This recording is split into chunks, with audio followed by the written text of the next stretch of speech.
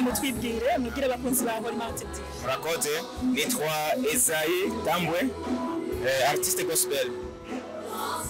Yitwa Esayi Tambwe, umuririmbyi w'indirimbo zo guhimbaza Imana, artiste gospel.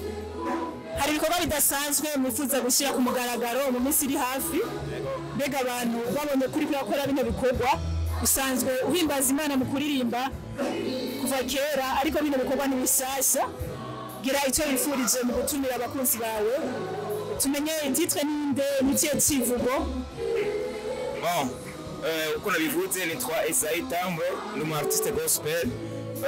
Mfise carrière yiwanje, mfise kwanza ministère ndongora yitwa Esprit d'Adoration Ministries. Kandi mfise carrière limwe nakora yitwa Grand Dieu, iri mu gifaransa yitwa Grand Dieu Dimension Tour National. Ni gikorwa nzokora mu gihugu cy'u Burundi, nzogenda ahantu hatandukanye ndiko naririmbira Imana. Ego murakoze.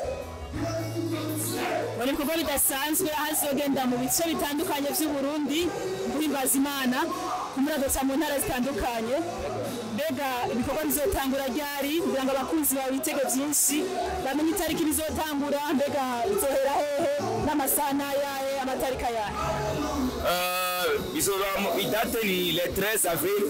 Iyo ni première tour, ni tour ya mbere izoba le 13 avril gushingiro gitwa Besaida Church Burundi. Aho kujya kabiri mu bwiza nimero 93. Karibu cyane. Abakoze mu bisokaro kumushyigikira arabatumiye guhera itariki 13 ukwezi kwa kane mu ishami rya Besaida mu gisagara cya Bujumbura mu bwiza. Muzobane nawe muzomushyigikire muzomusengere. Tiko turarangiza ukwezi kwa gatatu turinje mu kwezi kwa kane dutambukira mu kwezi kwa Pasika. Ifuritse Pasika nziza abakunzi bawe.